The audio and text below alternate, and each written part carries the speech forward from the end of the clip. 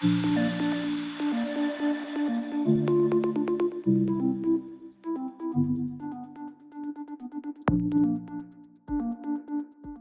morning, good afternoon, good evening. In this session, we are going to explore some of the integration options available to create visualization in Lakehouse for Oracle application.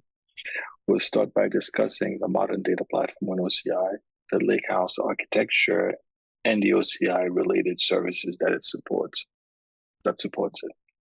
We'll then discuss data extraction method available on OCI for Fusion and ERPM Cloud.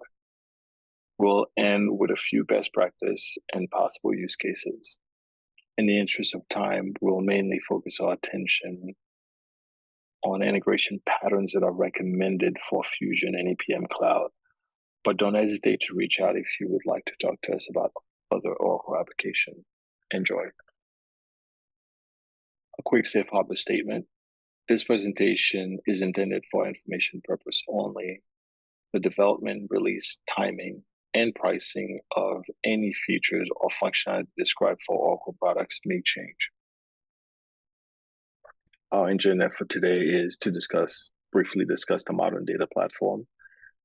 We'll spend most of our time discussing the Fusion and ERPM Cloud data extraction method. We'll go over some best practices. We'll tip our toes a little bit into data mesh, and then we'll talk about ways you can get in touch with us. A modern data platform enables organizations to leverage the full potential of their data in order to drive innovation, improve operational efficiency, and gain competitive advantage. In the next few slides, we're going to do a quick walkthrough of the modern data platform and the Oracle Lakehouse that underpins it. However, if you need more information on the topic, I recommend this presentation by Jose Cruz, in which he goes over in more detail why the data platform is important and why it should be top of mind. A data ecosystem refers to the interconnected network of various entities involving in collection, storage, processing, sharing, and analysis of data. It involves the collection of data from various sources, the management of that data through storage and processing, and the dissemination of insight and analysis derived from the data to relevant stakeholders. In a data ecosystem, different actors such as individual, organization, government, and technologies are involved in generating, sharing, and analyzing data. These actors may also include data providers, data users, data scientists, data analysts, data engineer, etc. But the question is, where does this data come from? From the definition we went through earlier, we can understand the circular nature of the data ecosystem. On one hand, we have decisions being made by people within an organization that then get influence certain processes, people in decision, which in turn generate more data. So the obvious next question is, how do we extract information and intelligence out of the data? Enters the modern data platform. The conceptual architecture at a conceptual level, the technology solution for the modern data platform should provide the capabilities to generate actionable information, and actionable insight. Actionable events are things like sentiment analysis or real-time analytics using any various type of streaming capabilities. Actionable information are basically the type of reports that one creates to run the business. And for users of Oracle application, this is an out-of-the-box feature, as you could use tools such as OTBI or BIP to create reports. And for ERPM Cloud customers, you could use narrative reporting and a few others. The actionable insight is the final stage of the data journey. Here you would extract the data, load it into a database or a lake, and finally curate the data to get actionable insight, the type that one would use to grow the business. Beauty of this model is that it is flexible, allowing the user to use the data for various purposes. They can even bring the data into a data science sandbox to do some more discovery. The architecture should help answer such questions as, what are the data sources? Should ingestion be done in real time or batch? Is real-time analytics really needed? How does the data get processed, etc.?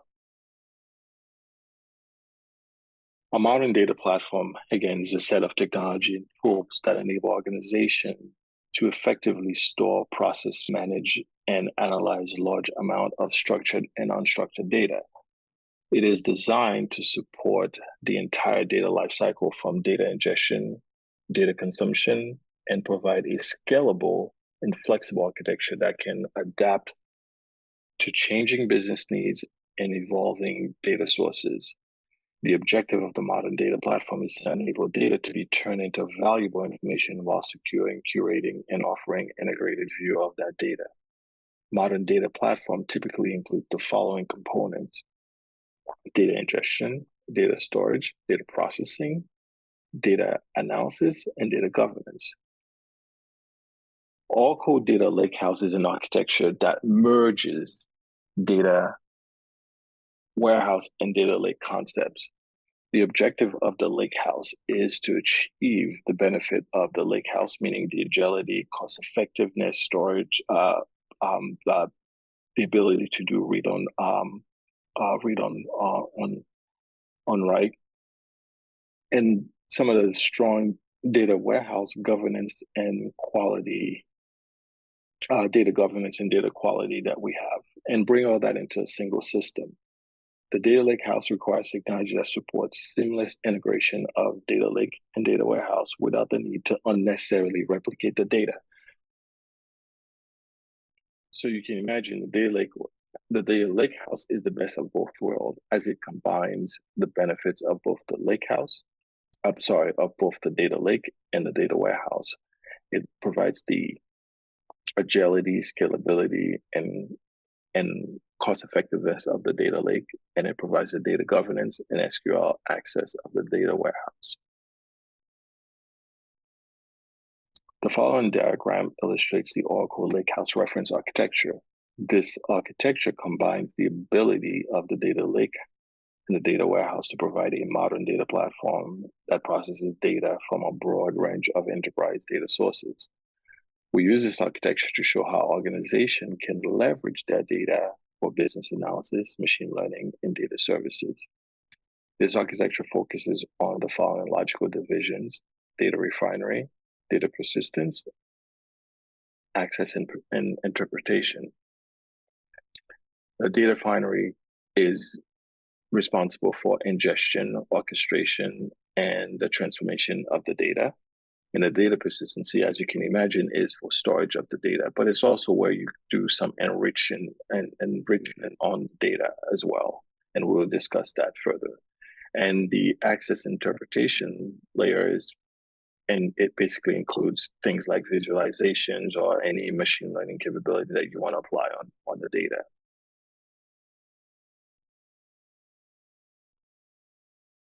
So the data persistency, or the data persistence and processing layer, is where it basically where you arrange the data in a way that helps you reflect its natural progression, right? Starting from the bottom up,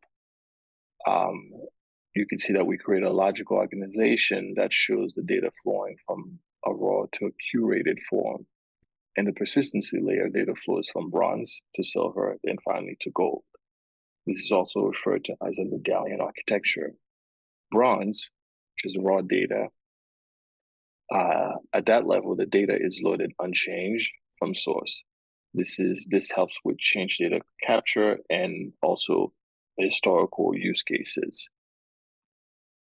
Silver, which is a curated layer, this is the layer. This layer is also referred to as staging area, as it generally is where the data from bronze is cleansed, merged, transformed into an enterprise view. It also enables self-analytics and ad hoc reporting. Gold layer which is a curated information, this layer holds the final view of the data, and generally and it's generally created for specific uses, such as customer analytics, customer segmentation, product recommendation, marketing, sales analytics, etc. When we're working with Oracle application, the data persistency layer becomes very critical as it helps reduce the dependency on the SaaS application database, whose primary use case isn't to do analytics or data warehousing. So you will, when we engage with customers, we will always stress the need for a data persistency layer. As previously mentioned, a lake enables an enterprise to store data and to store all of its data in a cost-effective, elastic environment while providing the necessary processing, persistence, and analytic services to discover new business insight. The Lakehouse combines the capability of both the lake and the warehouse and increases operational efficiency and delivers the following enhanced capabilities, inclusive of all data type, agile, open and interoperable, fast innovation, etc.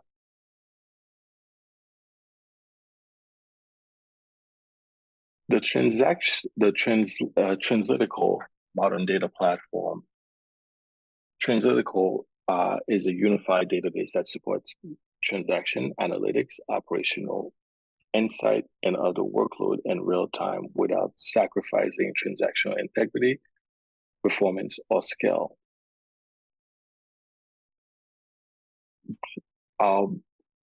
Lakehouse supports a variety of analytical and translytical workloads, such as Lakehouse, enterprise data warehouse, line of business data warehouse, data marts, data meshes, operational reporting, etc. And it helps customers answer a variety of questions. So what happened with my business this quarter? How does that compare with last quarter? What is the trend of my sales, etc.? During this brief presentation of the modern data platform, we only touched on a few of the Oracle products, but it is very important to know that the Oracle Cloud infrastructure has all the services you need to migrate, build, and run all your IT from existing enterprise workload to new cloud-native application and data platform.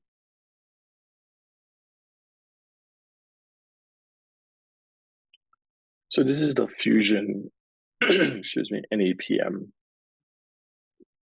logical architecture, and a few key points to note here are basically that the interaction for customers to EPM Cloud is done through a REST API, whereas the interaction for Fusion customers is done through BICC. There are other ways, but we will mainly focus our attention on what are the recommended approaches to interact with Fusion. Oracle Analytics Cloud is the only tool that allows you to have direct connectivity to either Fusion or EPM. Whilst that's an option, we also always recommend the use of data persistency layer to store the data by means of data extraction. And the reason is it helps the SaaS system by reducing some of the dependency on the SaaS system, but also it helps with historical use case analysis. And so when you want to do analysis on historical data, it's always good to have that data stored somewhere.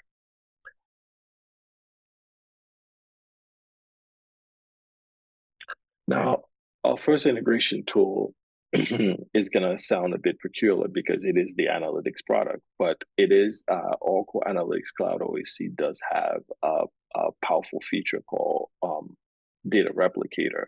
And Data Replicator basically allows you to move data primarily from Fusion application. It doesn't really work for EPM application yet, but it allows you to move data for Fusion application using BICC as the connector as well.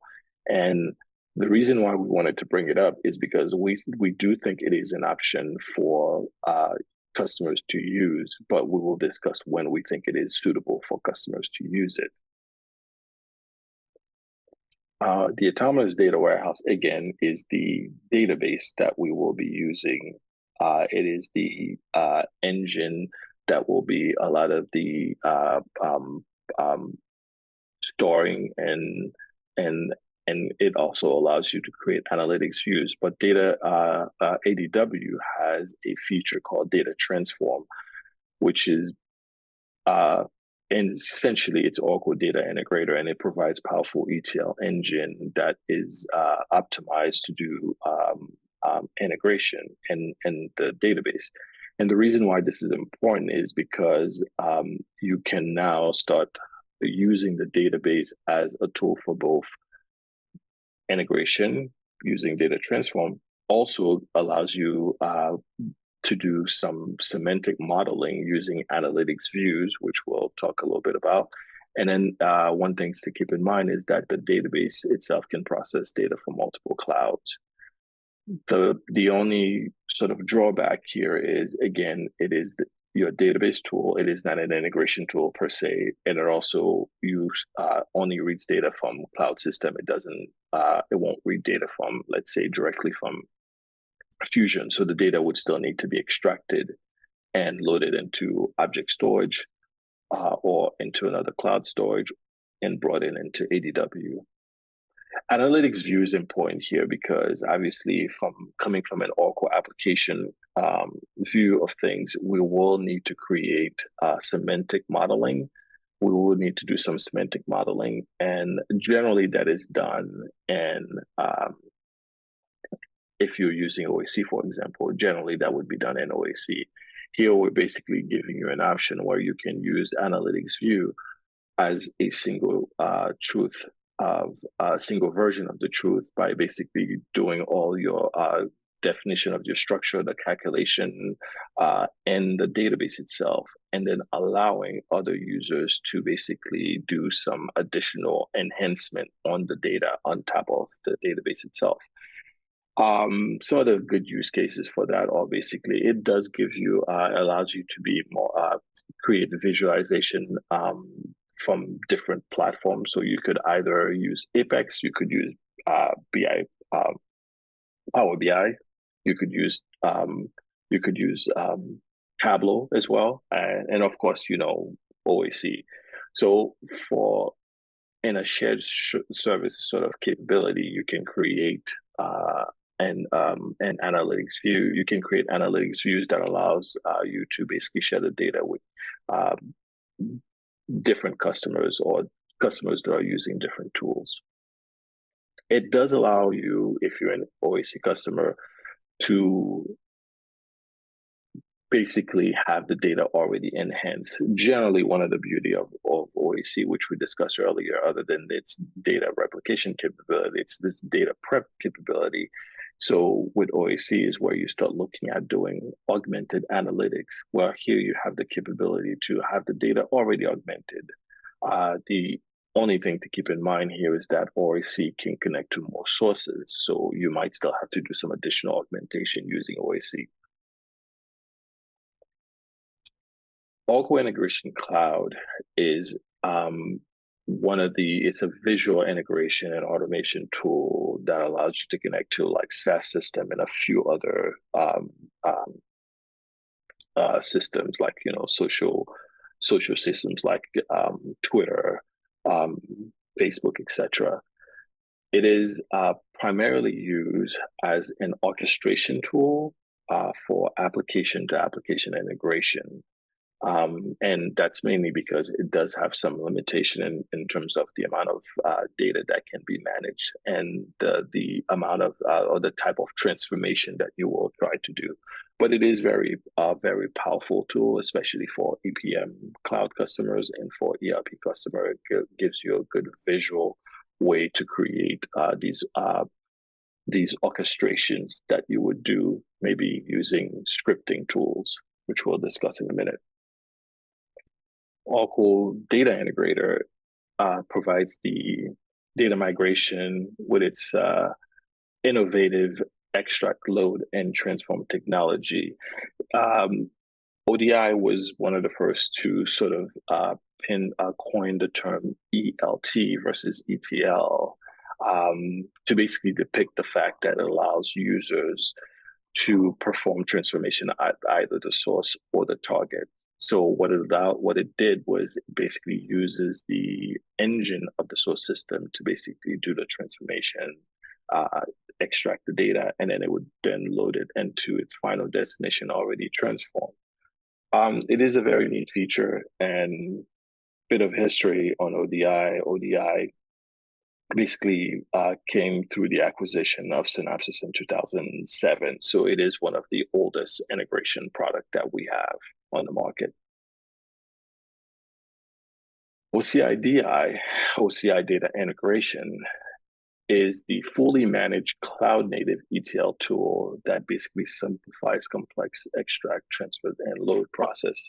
OCI DI still follows the ETL and ELT sort of model that ODI put in place. And it allows you to load data into lakes and warehouses, but generally, most of the cloud databases are supported. It is a so it is a cloud native ETL tool, which, as opposed to ODI, is available in our marketplace and would require that you install a virtual machine. So this is one of the benefits that we get with ODI, that it is pretty much a cloud. It's a cloud native tool, and you can deploy it and pay as you go option, and it allows you to have a little more flexibility. It is optimized to either use Park ETL or push down ETL, and it's one of the better integration products that we have on the market. So having gone through some of the key options for integration, we wanted to show you the general pattern that we see for data extraction for Fusion. So we discussed OIC Data Replicator, we discussed ODI Marketplace and OCI DI, and then we also touched on ADW, the self-service capability, ETL capability that it has. So if we're using BICC with OIC, the way the process works is OIC would send a request to BICC to extract what we call a public view object, which is just a view that is created. One of the core differences, and we'll talk about that in a little bit, with BICC is that it doesn't allow you direct access to the underlying table anymore, not the same way we used to, and for S-based customers, for EBS customers, sorry. So now you have to get access to the data through an extraction layer called public view objects.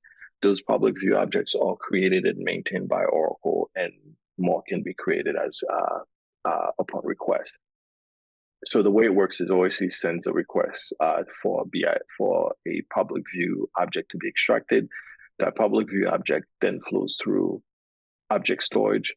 It flows through OIC and then gets loaded into ADW. The reason why this is important here is we are basically using the integration tool or the analytics tool to do integration. And that is the reason why we don't think this is an option that should be used as an enterprise way of doing integration. However, if you have a handful of integrations that you want to create, or if you want to do ad hoc reporting, it is a very good option. So the next option is basically still going through BICC, is to either use ODI Marketplace. And again, with ODI Marketplace, you need to spin up a virtual machine and install ODI Marketplace, whereas OCI DI is cloud-based. The process is pretty much the same.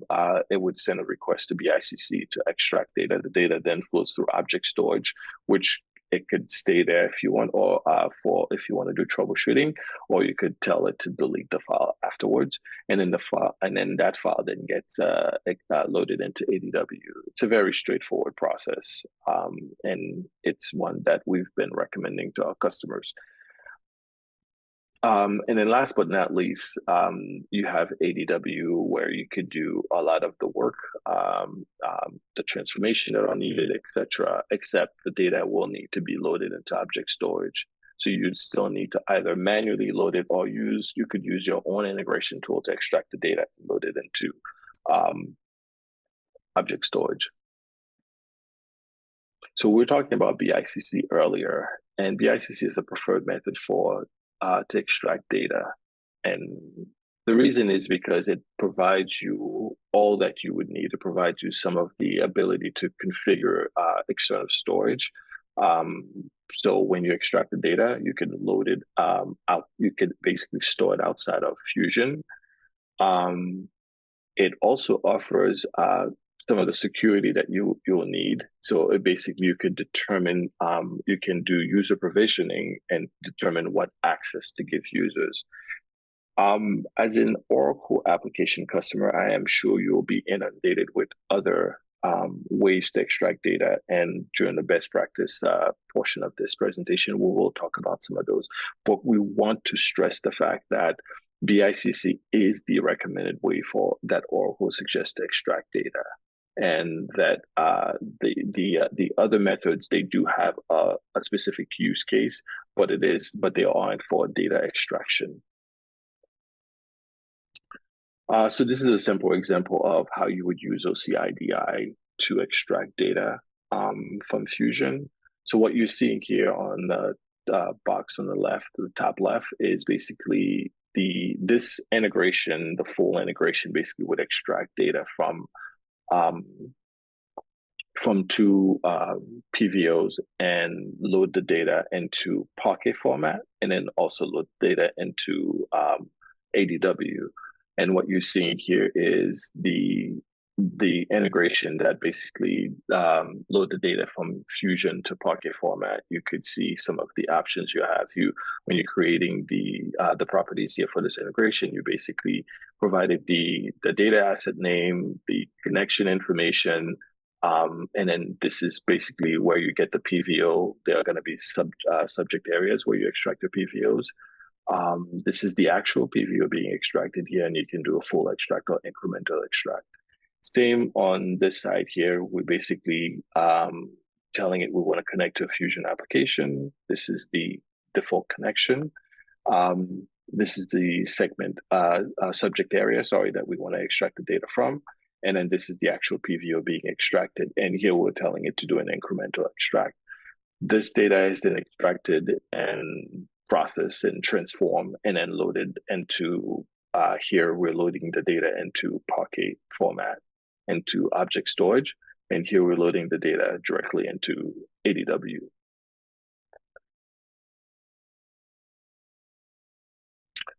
Now to EPM Cloud. So EPM Cloud has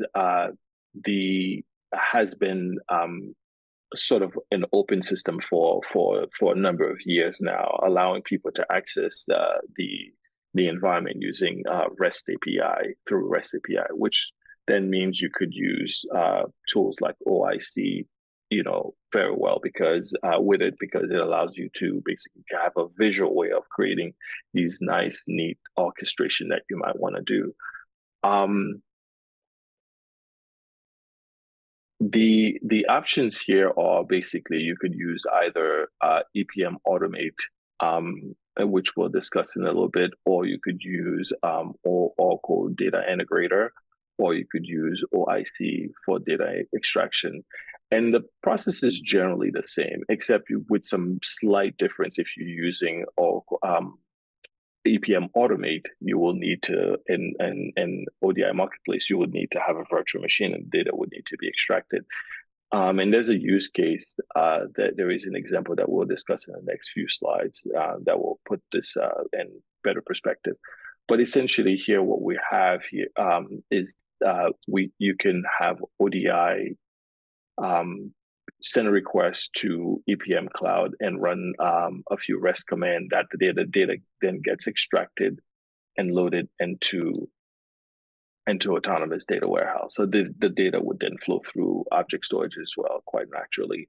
OIC and OCI data have a similar process where you basically would be running a few REST command, extract the data, and then you have to run another REST command to upload the data to object storage, unzip it, because generally when the data is extracted from EPM, it is in a zip format, and then you load that data into ADW.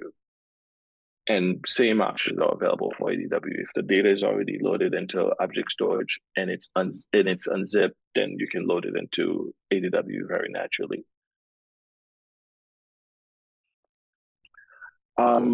So EPM, the way you get it, the way you extract data from EPM is usually through REST services. And one of the first things you want to do when you're interacting with EPM is you need to check the REST API capabilities, because one of the things to note here, EPM has quite a few modules, and you may not have REST capabilities for every single one of them. But I believe we do have REST KPI capabilities for all of them, but it's always a good thing to check to make sure. For example, here you'll see for analytics, for account reconciliation, we don't have all the REST capabilities that you might need. Now, further down there might be, but just something to bear in mind. The way you interact with EPM it's usually using REST API or EPM Automate utilities, and then also you can use Groovy business rules inside of the application or in external tools to basically interact with EPM as well. EPM Automate is basically a command utility that enables users to interact with the EPM pod. And what it is a client tool that you download from the EPM pod itself and you install into your machine. And then from there, you can go into a command prompt and just type commands like EPM Automate login, EPM Automate upload file, etc. And it allows you to do that. Quite naturally, one cannot do this on a consistent basis. So the way we use EPM Automate is by creating a script. You create a script, and then you basically would run that script, or you could schedule the script. So EPM Automate is not an integration tool. It is mostly seen as an orchestration tool, which means the data would still need to be transformed. Now, so you can imagine, because we discussed some of the features that ADW has, if you extract the data using EPM Automate and you feed it to ADW, then ADW can do some of the transformation that you need. And then you use OIC to do analytics on top of it. EPM Automate basically is one of the options that we propose to our customers that are already ODI customers, because they would already have a virtual machine that is running in the cloud. This is a blog, and the reference for the blog is below. This blog was written to show customers how to extract data and load into Fusion Analytics Warehouse or Fusion Analytics. And what it basically shows you is that you would have a virtual machine install EPM Automate and ODI Marketplace, and EPM Automate would basically be used to run the EPM Automate command to extract the data from the cloud, download the file to the virtual machine, and then ODI would then take that file and load it into ADW. Now, because ODI itself is an orchestrator, ODI can actually kickstart the whole process by telling EPM Automate when to run the various commands, and then load the data into ADW. So this is just a good example of how EPM Automate would be used and ODI would be used to extract data. One of the other ways that we propose users to interact with EPM is to use OIC and OIC Flow. And this OIC Flow basically you do a similar process where you're extracting data and you basically going through a loop where you're checking to make sure the data has been extracted by checking the status of the data. Once you've confirmed the data is extracted, you then have to download this data into, or rather upload data to object storage. But from an EPM perspective, you are downloading the file and then you're moving it to cloud storage. And then once the data is in cloud storage, you can do a quick truncation of the database and then you load the data into ADW. So very similar process to what we saw earlier. And this process, obviously, you can schedule it and use some of the same features that you have or options you have available to you and OIC.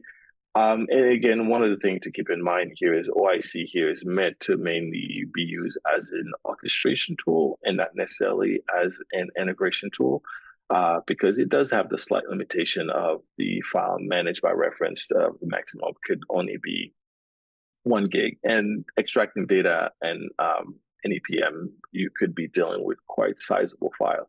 One of the things that we do is also we truncate the data as when we're doing the data extraction before we load it into the database. And once the data is in the database, obviously, this is where you can do some of your transformation. And this is the beauty of having data transform in ADW, because then it allows you to do all this cool stuff. This is a comprehensive data integration view of data integration. This obviously shows you more than just ERP and SaaS application, but we'll just focus on the ERP and SaaS application. So as you can see, you have OIC data prep and data replicator. So that's the data replication or integration options that are available inside of OIC. We talked about autonomous database, and that it comes with data integrator called data transform. Sorry. We talked about OCI data integration, OCI-DI. We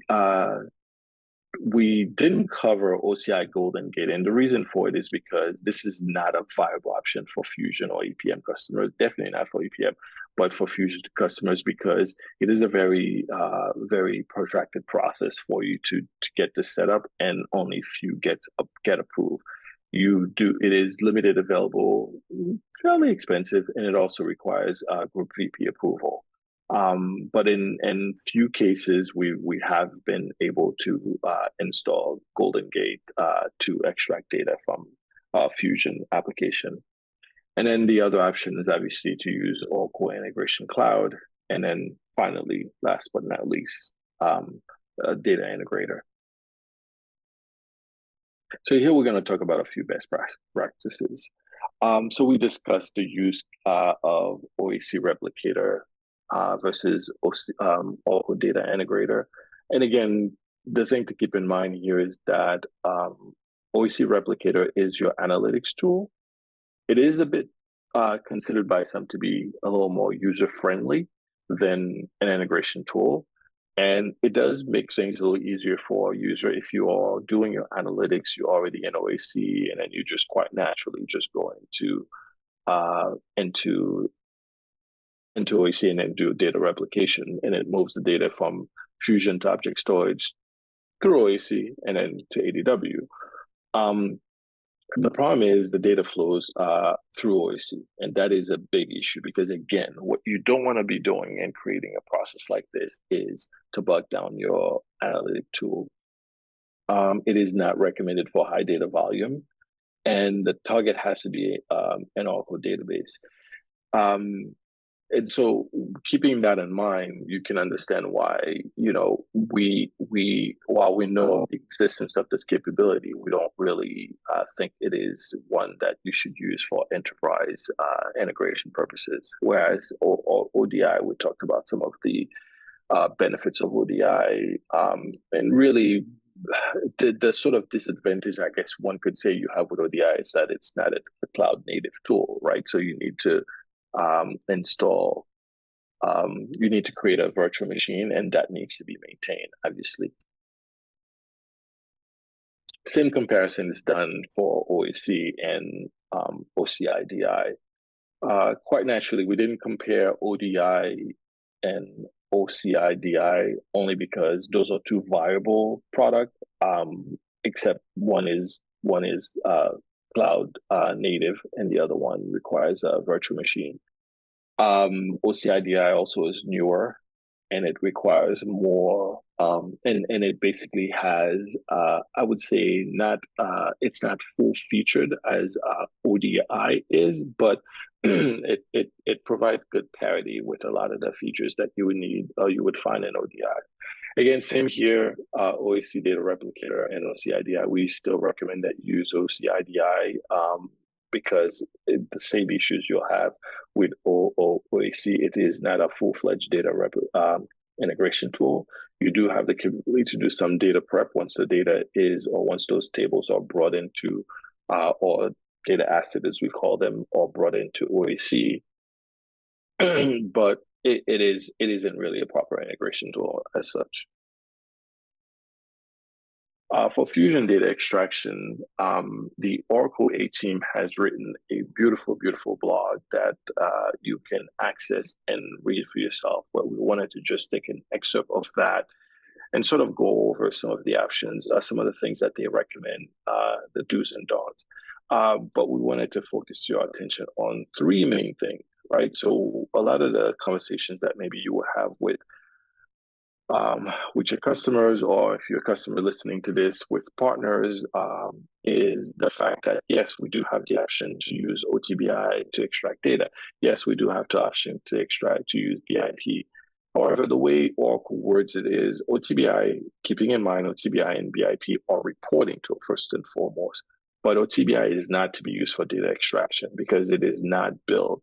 You will start experiencing significant limitation if you're using OTBI. When it comes to BIP, Oracle would say you to avoid developing with BIPs. Now you can see the difference in the language, and the reason is because we are trying to move our users from using BIP to using BICC a lot more, because BICC allows gives you the option to do bulk data extract. BIP uses the underlying table, which for a lot of customers, they prefer that option because they have some familiarity with the EBS tables. However, BIP does have could bring your SaaS system down. If you have a query that runs away and then just keeps running, it basically can bring the system down. So this is something to keep in mind. And one of the reasons why we prefer the use of BICC, or recommend the use of BICC over BIP. One thing to keep in mind here is OCI/DI as an integration tool does have a BIP connector and a BICC connector. Implementation best practice for EPM Cloud are pretty much straightforward. This was taken from the documentation. What you want to do is you want to go through the prerequisite, and there's basically a checklist of a few things that you need to make sure you do. Depending on which version of EPM Cloud you are on, you need to make sure you get the correct, you use the correct authentication for that. Understand the URL structure. And here I have the quick reference. The quick reference is important because, as I stated earlier, we may not have all the REST API capabilities that you're looking for. So you need to make sure that the one that you're looking for is available. One of the things that we recommend that users do is to use API development tools like Postman. So for example, what it allows me to do, what I'm doing here with Postman is sort of creating the steps that I'm going to want to perform. And this is what I'm going to be working in OIC, or if I'm going to be working in OCI/DI, right? So here I basically say, okay, this is the step to upload a file to EPBCS inbox. This is a step to copy the data that's been extracted, etc.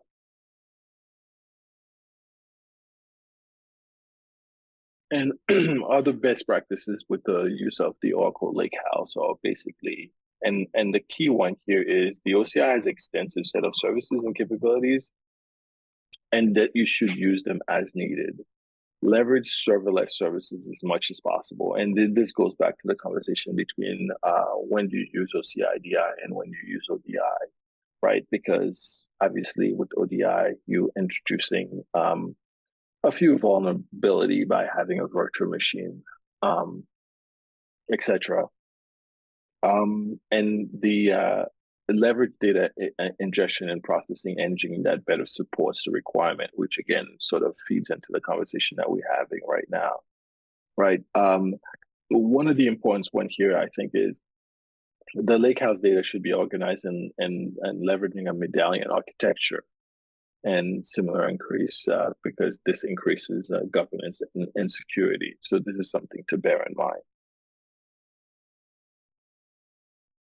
All right, now to the fun topic, and I'll keep it short in the interest of time. So that's we're just going to tip our toes into a little bit of data mesh. Great presentation done by Jakob Hillner a couple months ago. Could be found, and this is the YouTube link below. You should check it out. So basically, data mesh is a decentralized organization architectural approach to share, manage, analytical data in a complex, large-scale environment within and across the organization. So this is sort of the, I guess, our interpretation of what Zhamak Dehghani has sort of coined as data mesh. There are four major principles to data mesh. Principle number one is domain ownership. Two is data as a product. Three is self-serve data platform, and four is federated computational governance. We're going to focus on principle number two, as it is the one that basically provides data as a product. So it allows you to share data and remove some of the silos that exist. So you could quite actually imagine as HR, a business unit, you could want to share some of the data from your HCM system. Some of the characteristics for this data to be usable are discoverable, addressable, understandable, trustworthy, native accessible, interoperable, valuable on its own, and secure. And the reason this is important is because this is exactly what using some of the principles that we just discussed will allow you to do. So quite naturally, you could see how, and we're going to focus on the bottom first. You can take your Oracle Fusion application, use BICC and the integration tools that we discussed, and make that data available. It goes through the medallion sort of architecture, bronze, silver, and gold, and then you expose that data to a customer in a database. Once data is exposed in a database, you can make it accessible to them also using REST API capabilities. You could put additional securities on top of it. And this is pretty much what we see as becoming a way of exposing line of business, exposing their data to others within the organization. Same could be done if you have an EBS system or JDE or PeopleSoft system. It's a database. You could use a tool like OCI Golden Gate to extract the data and make it available to users as well. And this is what we think is an interesting sort of pattern that we're seeing developing right now within the organization, within the industry, where people are looking more into ways to reuse the data that is generated internally. Like I said, we're just going to tip our toes into data mesh. We're not going to do more of that. But if you want to have further conversation with us or with our team, if you are an Oracle customer, you can reach out to your sales rep, and they will put you in touch with the right party. But if you are an internal Oracle internal to Oracle, you know how to get in touch with us. You put in a request, and we'll be more than happy to have further discussions with you. For those of you who will get access to the slide deck, I have sort of created added a few URLs that I think are useful, so you can check them out when possible. This is all I had for today. Again, if you have any questions, please don't hesitate to reach out. Have a wonderful day.